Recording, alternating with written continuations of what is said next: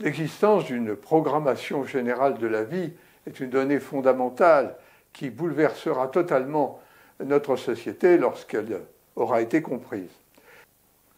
Un certain nombre de gens croient vaguement en l'existence d'une destinée individuelle, c'est ce qui fait le succès des horoscopes, mais ils doutent que des événements aussi gigantesques et dramatiques que les guerres puissent être programmés. C'est une erreur. Ils sont programmés comme le reste. Les préconitions de guerre sont des éléments de preuve de la réalité de cette programmation des événements. Ainsi, le témoignage de Carl Gustav Jung, le célèbre psychiatre suisse, qui nous rapporte qu'en 1913, il a eu 2 préconitions qu'il présente ainsi. Au mois d'octobre 1913, alors que j'effectuais un voyage seul, je fus soudain assailli par une vision. Je vis un flot immense recouvrir tous les pays de plaine septentrionaux, situés entre la mer du Nord et les Alpes.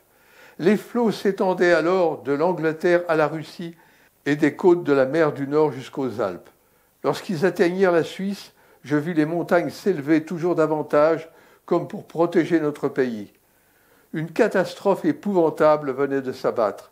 Je voyais d'immenses vagues jaunes, les débris des œuvres de la civilisation flottant, et la mort d'innombrables milliers d'humains. La mer se transforma alors en flot de sang. Cette vision dura 1 heure environ. Elle me troubla et me donna des nausées. J'eus honte de ma faiblesse. 2 semaines s'écoulèrent. Alors la vision se reproduisit dans les mêmes circonstances et avec les mêmes images.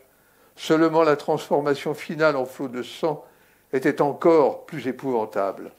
Une voix intérieure me dit « Regarde bien, c'est tout à fait réel et ça sera ainsi. Tu n'en peux douter. » Quelle conclusion pouvons-nous tirer de ce témoignage ? Pouvons-nous imaginer une sorte de souverain céleste qui déciderait arbitrairement de guerre, qui tuerait des millions de personnes ? Ou plus logiquement, un univers intégré dans lequel tout a une influence sur tout, même si ça échappe à notre entendement. Un univers dans lequel les crimes que l'on peut commettre contre les animaux peuvent se répercuter en guerre. C'est ce que croyait Léon Tolstoï, le grand écrivain et philosophe russe, lorsqu'il écrivait « Tant qu'il y aura des abattoirs, il y aura des guerres ». Si nous voulons en finir avec les abattoirs à humains, nous devons fermer les abattoirs à animaux.